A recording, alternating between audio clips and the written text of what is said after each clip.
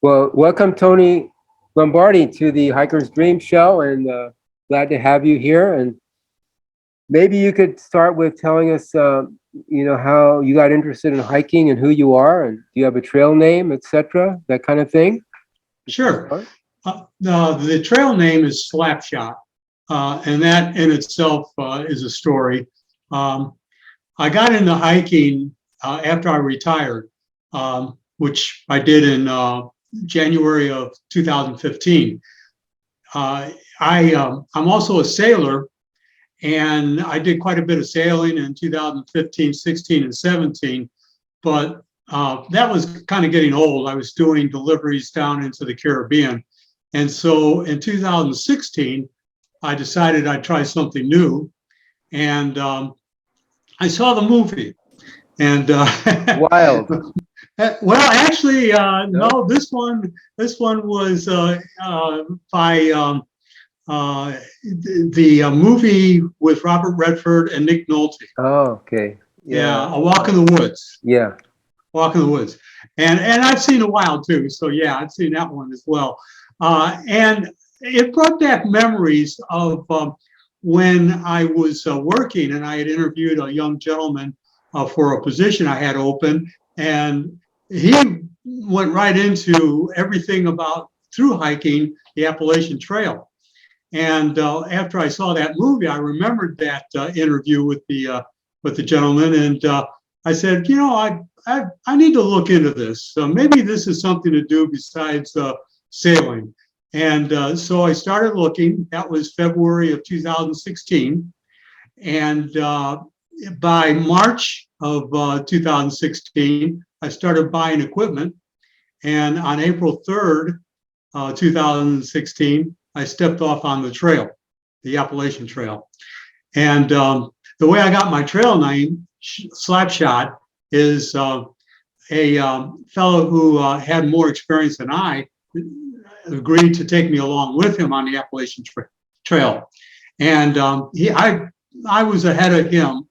And one of the things I got into with my trekking pole is hitting rocks and sticks out of the path with the trekking pole. And the hiking buddy, he said, "Hey, that was a pretty good slap shot."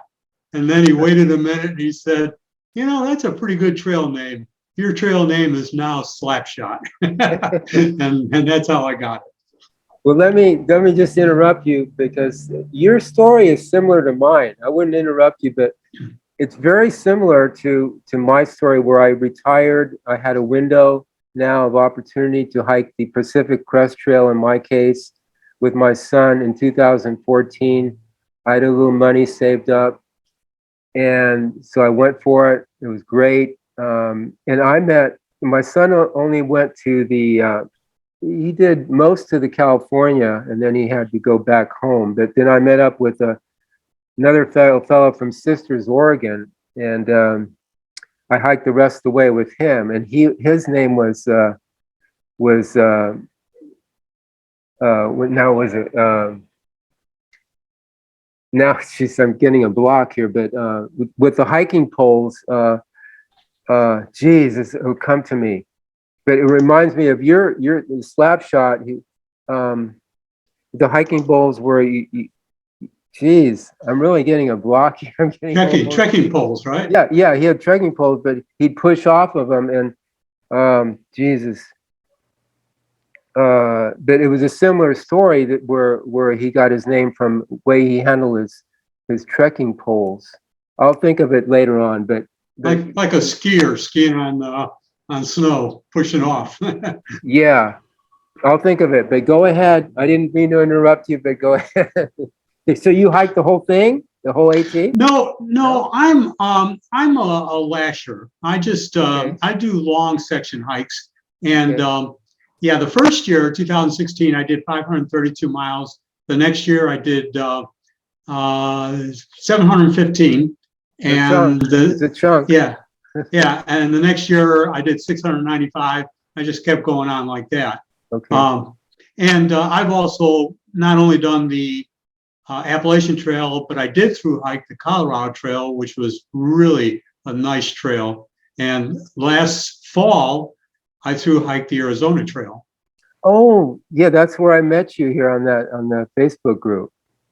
Yeah. I like to do it in October here with my son southbound if things go right. Yeah. So that's good. Maybe you can tell me about that. You just Okay. recently did it. Yeah. Yeah. Well, like I said, I finished. I finished at the end of November. I'm a slow hiker, and I like to go into the towns and relax and just check out the towns because I'll never get to those places again in my lifetime. So I started. I think it was September 28th. I'd have to look at my blog to be 100% sure. I started September 28th, and I think I finished November 27th or 28th. And I started at the northern terminus, of course. Okay, good. Yeah, and it was really nice on the northern part of the trail. You get on that plateau, and then you get to the Grand Canyon. A lot of hikers, I think they fear the Grand Canyon, but I thought the Grand Canyon was just outstanding. I mean, I went down, I think it's about somewhere around I think it's 5,000 feet going down from the North Rim. And then I stayed at Bright Angel Campground one night, and then I went up to the South Rim the next day. So it was really great. How did you get to the northern terminus? I'm just curious about the logistics. How did you get there? Okay. Well, I flew into Phoenix, and there's an airline in Phoenix, and it's a jet airline called, I think it's Concorde or Concourse. I think it's Concourse. And that airline goes to Page, Arizona. And so I flew into Page, got a night at a hotel, and there's a trail angel up there coming out of Sedona. And I'm sorry, I forget her name for right now, but she picked me up at the hotel and drove me to the northern terminus, and that's where I kicked off from. Great, it worked out. Good. Yeah. Good. I remember my hiker's name. His handbrake, because his poles were from the back. He looked like he was putting on a handbrake. Okay. Yeah. That's a good one. Yeah. Slapshot. Okay. The best trail names are those that somebody else gives you. I got mine about 400 miles into the Pacific Crest Trail after I'd fallen many times. This one hiker had seen me fall, and this time I fell again, this time it wasn't on my face this time, but I did cause a landslide of rocks and things like that. So, as I slipped down the hill. Yeah. So that's how I got my name, Landslide. Yeah. Okay. So you're okay. How old are you? I'm just curious. I'm about 3 weeks shy of my 73rd birthday. Oh wow, that's okay. I'm 72, so we're in the same ballpark there. Yeah. And it's a good time to start hiking. Why not? Yeah. Well, unless I get hurt, I don't have any problems on the trail. I can do, once I get going, I can do a 20-mile day. I've done, I think, somewhere between 20 and 24 miles, but not much more than that. I like to average somewhere around 15 to 20 miles. It's comfortable. No hurry. Yeah. Speaking of injuries, did you find yourself challenged in that way at all physically? Well, yeah. As a matter of fact, some sad news for me at least. I started the Pacific Crest Trail at the end of April. That's where I saw you. Yeah, too. Yeah. Yeah. Okay. And I was doing great, and I was only about 40 miles into it, and I was going up an incline, and there were rock steps, and I caught my left foot under one of those rock steps, and so I went down and twisted my ankle, and I've had a sprained ankle on the Appalachian Trail, and I just kept going. So I did. Of course, you're in the middle of nowhere on the Pacific Crest Trail, so you're not going to call Uber and have them pick you up. Mm-hmm. And so I kept going, and then 5 minutes later, I did it again. And, unfortunately, that just screwed up my ankle a little bit more. But I kept going. I did 16 miles that day. And I was with a trail family, a tramily, and we stopped at a campsite. And the next morning, I was up and at 'em again, and we were going to go 20 miles. And the target was to do those 20 miles and then be 10 miles away from Julian. And there's a campground about 4 miles from where we camped that night. And I got to the campground. I was hiking by myself, had breakfast, got some water, and took off. And I'm perfectly flat ground, no rocks, nothing. And I heard a loud pop. Mm. You know what that is? Ligaments. Yeah, exactly. Yeah. And I was about 4 days and 50 miles in, and that was the end of that. Now, matter of fact, since we're talking about it, I got an MRI scheduled this Friday. I'm going to have the doctors take a look at it, and I'm hoping if it gets better, and I'm still hobbling around a little bit, I'm hoping if it gets better, I can go back to the trail, pick up at Kennedy Meadows, and go as far as the weather will allow me. I was hoping to do 1,000 miles or more. I'm hoping I can still do somewhere between 600 and 1,000 miles. Excellent.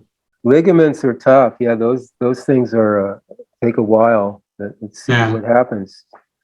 What kind of treatment are you getting or doing for yourself for that? I'm just curious.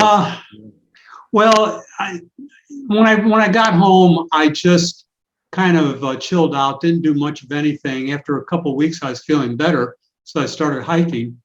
And I say hiking in Florida, it's you're walking on flat ground. But I was doing some of that. I was doing 3 miles a day, and I kicked that up to about 5 to 7 miles. And I was okay. And there's a forest preserve close by my house. So I threw everything in my pack, about 30 pounds, and went out to that. And it's about 7 miles. I tried to do it fast. I did it in about 2 hours and 20 minutes. And I said, hey, feel good. I'm going back. Made plane reservations. And the next day, my ankle was hurting. The day after that, it was hurting even more. Canceled the plane reservations, and that was the end of that. And since then, to specifically answer your question, I've been taking it easy. I'm waiting to see what this MRI comes up with. Good. And you started when?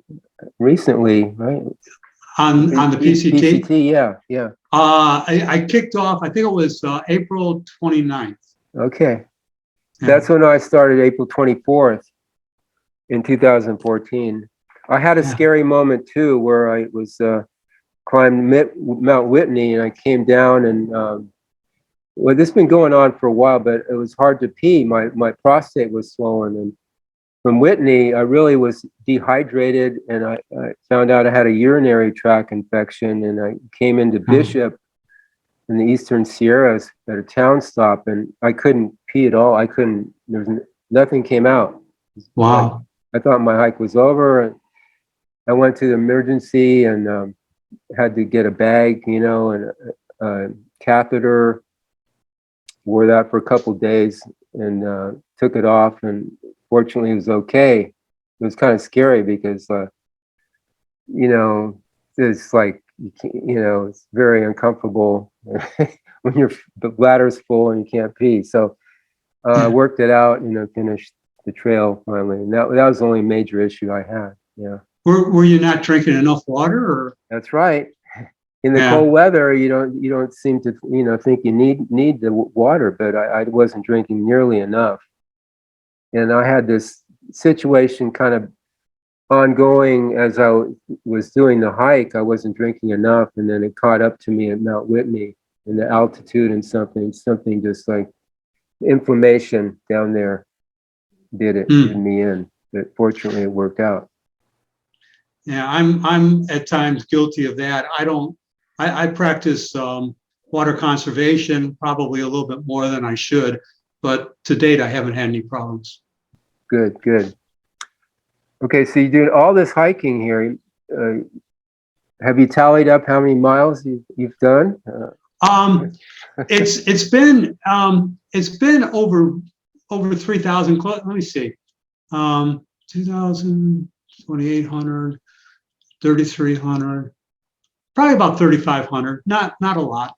Not a lot. I wish I'd started earlier in my life, but That's where I want to get my kids involved more. You know, take them out, even though they're older. It's still good for everybody to see. You know, to see what it's like out there surviving away from civilization. And that's the next question: is like, what have you become more aware of since you've been hiking in terms of just life in general? it's the Appalachian Trail was a real eye opener. The beauty of the forest, the quiet. I've gained. I've always been somewhat of an environmentalist, although not a rabid environmentalist.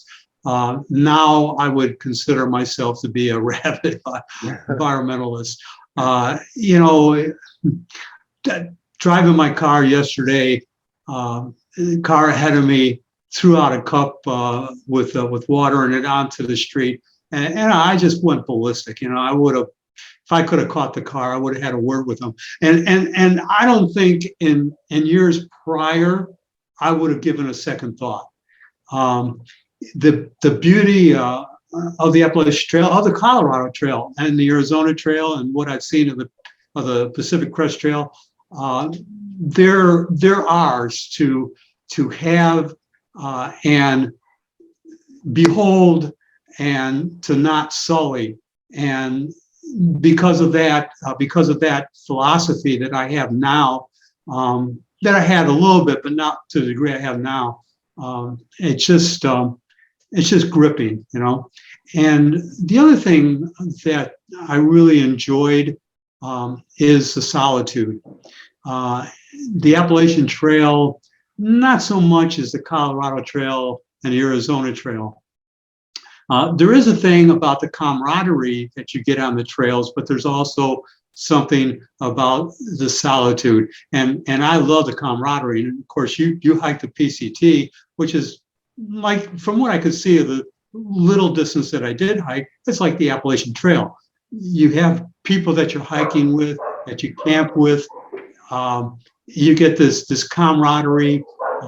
These people are out there the same as you, and they feed off of each other. If you feel like you want to quit for some reason, you know, there's somebody out there that's going to, you know, give you that boost that you need to get by on a bad day and keep going. And that is another thing that I really liked about the trail. Yeah, it kind of, the Pacific Crest Trail, kind of, the herd spread out after a while. I mean, you started in the beginning there, maybe with some people, but it thins out, you know, as people fall out and such. But it's so. What about the camaraderie? Did you have any stories about people, some of the characters you met there? Sure, you do. Yeah. Well, you haven't hiked the Appalachian Trail, I take it, right? No, I've followed people on it, but no, I haven't. Yeah. No. Well, the Appalachian Trail is about shelters, and you know, the experienced hikers will tell you, I don't want to have anything to do with a shelter.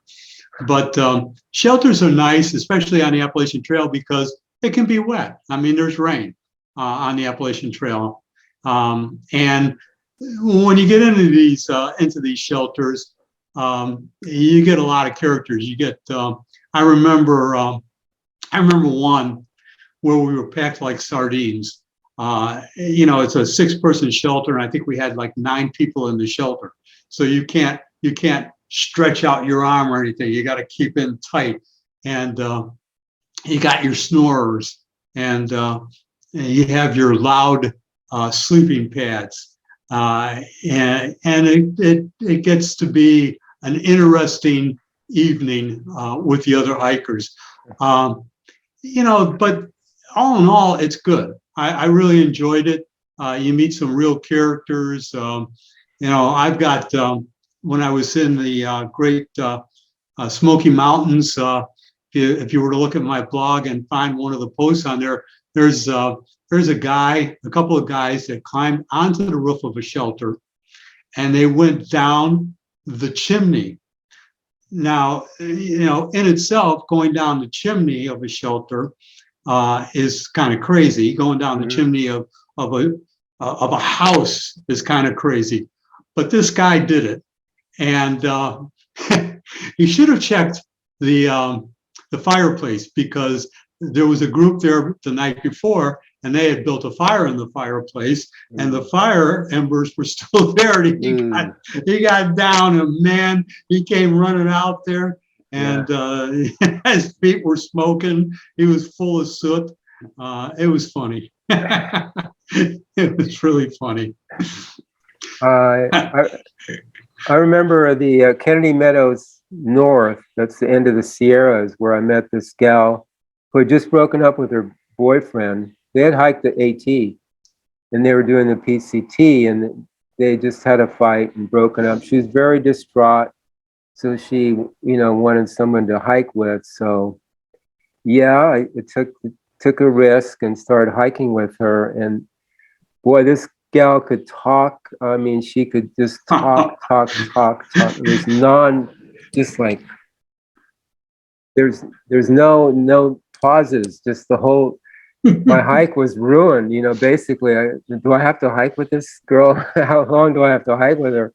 And then like 10 miles into it, we met these people, these hikers, and I had lost touch with my son at that time, and they'd said, well, yeah, we talked, and they said, oh, you're his father.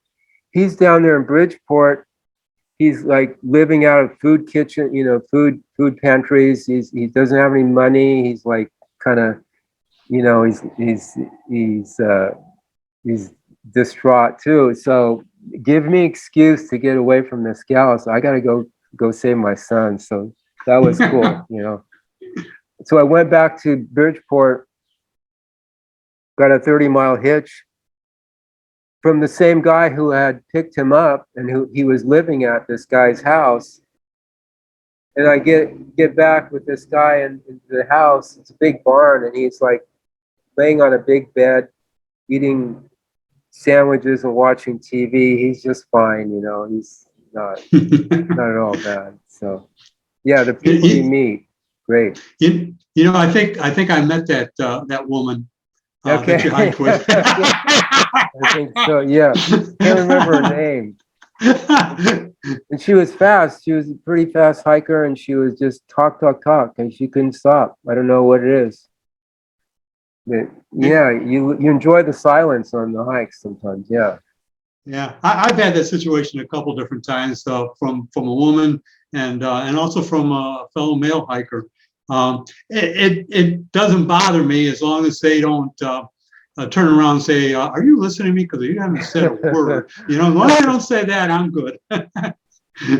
Well, you kind of run, I mean, after so many miles, you kind of run out of, you'd think you'd run out of things to say, and you just silent for a while, but not her. Yeah, not some people. So, well, I've got another hiker's life story once when I was hiking with him. I mean, he let everything come out. I don't know if he'd ever told anybody some of the stuff he told me, really? which is part of what, in my opinion, the trail is.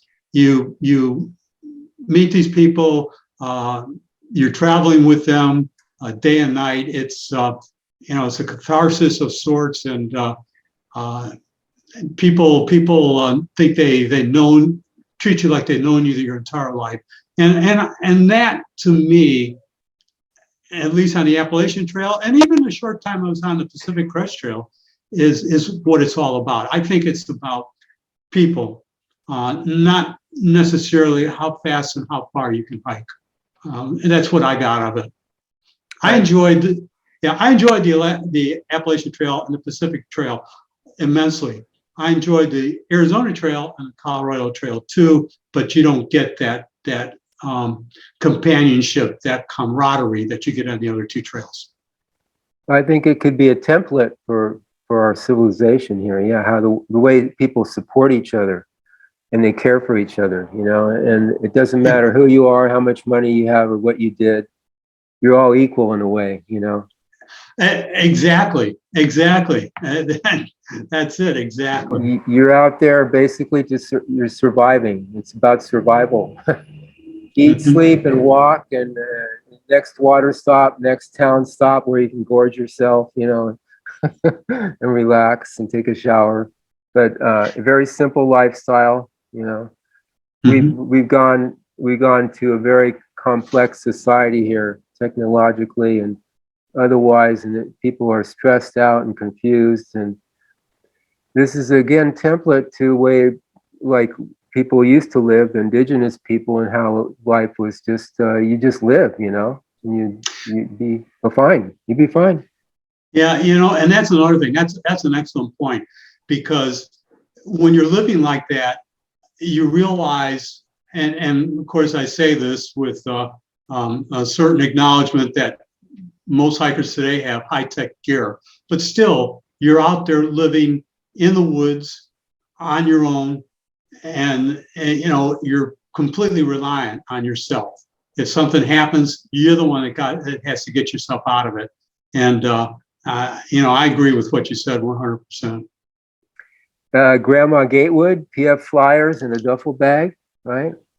That was her high-tech gear there in the old days. Yeah, Yeah. yeah. Well, parakeets. Yeah. I mean, and it did. The trail afterwards, that immersion into 5 months of wilderness. Yeah, I came back with a depreciation of nature and how life could be on this planet. And I joined a nonprofit environmental group, and I'm with them now, trying to save the world, you could say, or trying to get agreement from people to wake up to see what's really happening with the planet. We're not doing well here, so we could do a lot better.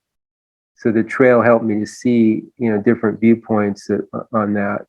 Again, it's like comparisons. It's a comparison. You get so involved in the just go to work, you know, 9 to 5, you do your family thing, have a few thrills, and you get routined into this certain lifestyle that it kind of breaks you free going hiking of that, and then you see a lot more what could be possibilities of how to live, you know. And these hikers like you and me and others are, you know, we see that, and there's potential there. That's why I'm doing this, interviewing people and seeing that there's potential to do otherwise, you know, do other. It's just about agreement, not about revolting or rebellion. And just agree, make better decisions. Very simple, you know. You know. So I'm down here in Mexico right now, Baja.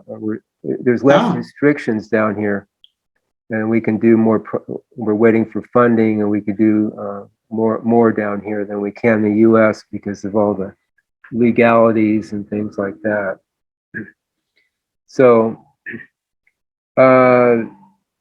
what else would you like to talk about here? We have about maybe 5 minutes. Maybe I should leave, but what else would you like to finish with? Well, you know, I'd like to talk about the Pacific Crest Trail and what's going on right now. Not that I know from firsthand experience, but I follow Reddit and several Facebook groups. And if anybody who listens to this is thinking about hitting the Pacific Crest Trail right now, or even in the future, there's a real mess going on in Oregon and Washington. And yeah, there's a lot of snow still up there. From what I read yesterday, Hart's Pass, which is at the north end of the trail, is still closed. I saw about a week or so ago, I saw a picture somebody posted on Facebook that showed the snow. It showed a sign, which you know is about 6 feet high, and it showed the snow all the way up to the top of that sign. Wow. So, you know, hikers, be careful. I read about another group of hikers, some very experienced guys that had gone up to the northern terminus. They took the low route and then started hiking south, and they got off. It was too dangerous, and that seems to be what's happening right now. A lot of hikers are trying to get on, and you don't have a picture of the trail. You can't see the trail because of the snow, so they're just kind of cutting across or going up, and they have these really steep slopes filled with ice and snow, and it's really dangerous. So people are getting on, and then they're getting off right away. So if there's anybody listening to this and they're thinking about going out there in the next week or so, which is the traditional starting point for the Pacific Trail, going southbound, it's still a mess. And if you haven't checked out some of the groups or the weather or looked at some of the resources on the internet to see what the snow is like, boy, do it, because you may be surprised. Both Oregon and Washington there's still a lot of snow out there. Yeah, my first interview was with Mango. He's going to be starting southbound July 14th. At least that was his plan. So we'll see. Most of those southbounders are now flip-flopping. They're going down south, even further south than Oregon, because there's so much snow in Oregon. They're going south, and then they're going to go north and then go back and head south afterwards. That's what's happening. What are your resources? Who do you follow? Where are your information resources? Well, again, it's Facebook.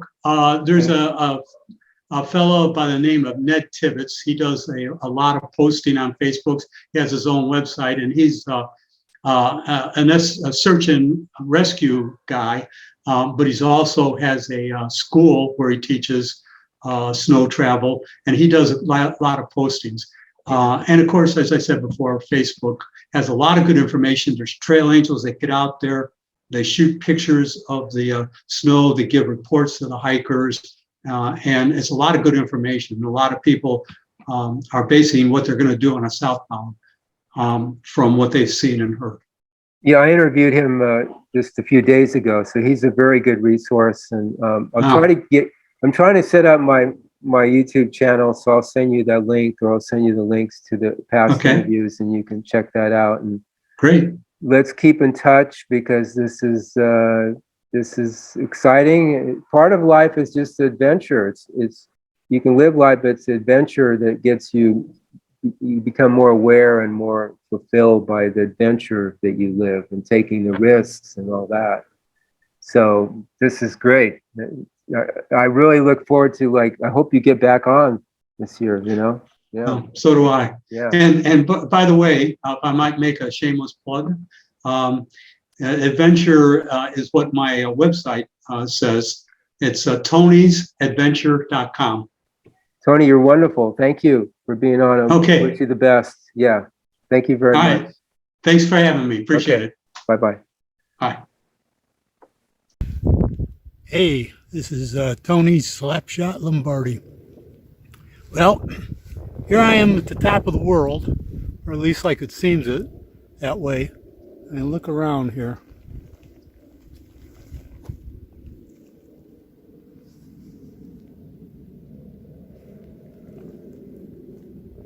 I never thought of Arizona as having as many mountains as they do. I mean, everywhere I look, you see peaks. Where's the flat part? Haven't come to it yet. Well, that's not true. I was on a rim after the Grand Canyon, and that was fairly flat. There was a little up and down, but that was easy hiking. This is not easy hiking.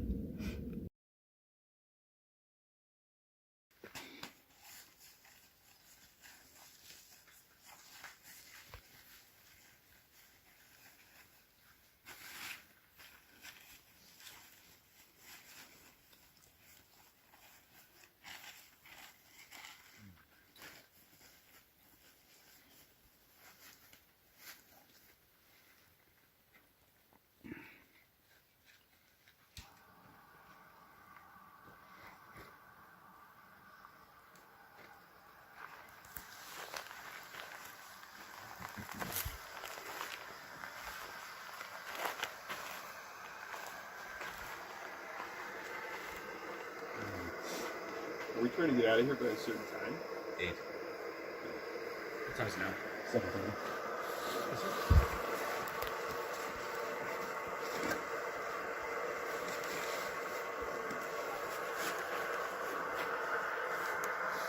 Stuff boils quick. Water. Especially when you do a half cup.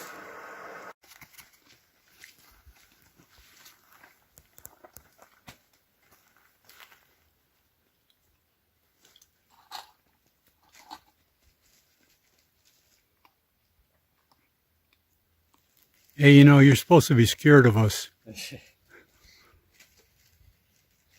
big guy. Whose stomach just growled over here? Mine.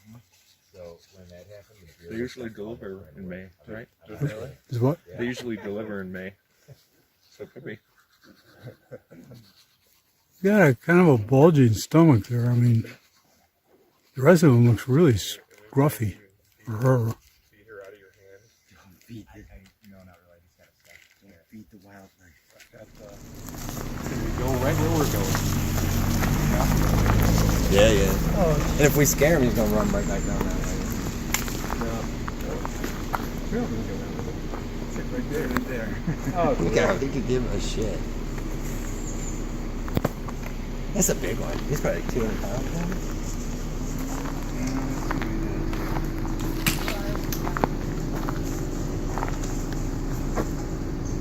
No.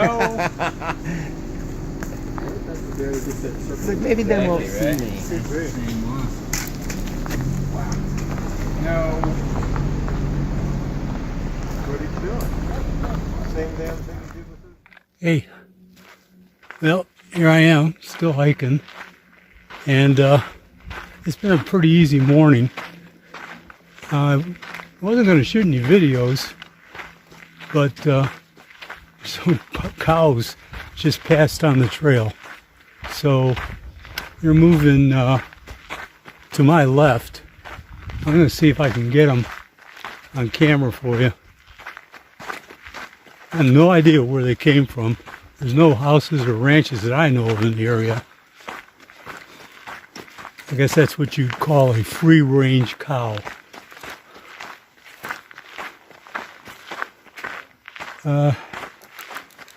So just bear with me a moment. They're right up here.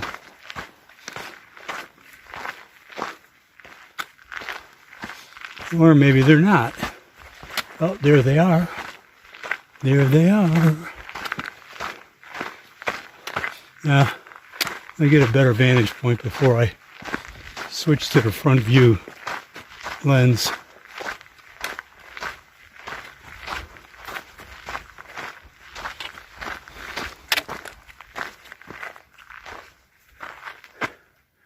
I don't think you can see them with this one.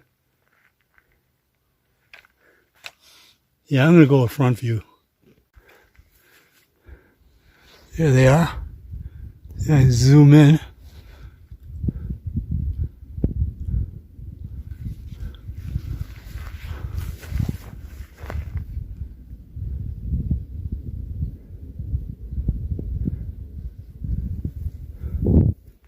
Have I no idea where they came from.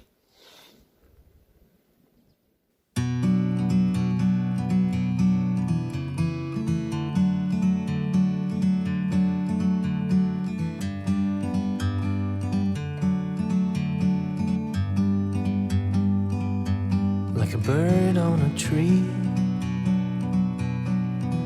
I'm just sitting here. I got time,